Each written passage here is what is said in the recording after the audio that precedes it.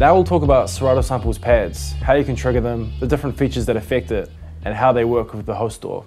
There's a couple different ways that you can trigger Serato Samples cue points and a couple different features that affect how they play back. For example, you'll see up here there's two different playback modes.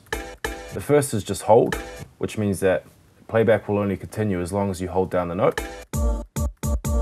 And trigger, which means that when you trigger it, it'll play back continuously.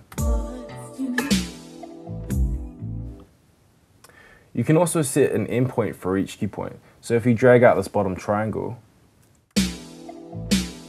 you see that playback will stop once it reaches the end. In the same way, you can actually drag that top triangle and move the start position. The 16 Serato sample pads correspond with the 16 MIDI notes on your DAW's MIDI piano roll. These start at C1 for most hosts. For example, you'll see here in Ableton.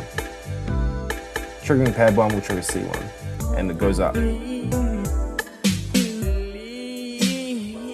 If you're unsure whereabouts you are in the MIDI piano roll, or which octave you're in, you'll see that Serato Sample displays a message when you try to trigger a MIDI note that's outside of that. So right now it's telling me to shift octave up because I'm too low.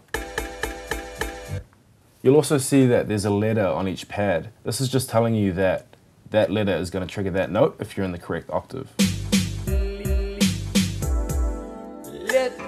Because Serato Sample is just a MIDI instrument like any other ones that you use, you can plug in any MIDI controller, and as long as those MIDI notes correspond to the 16 that Serato Sample use, it'll work.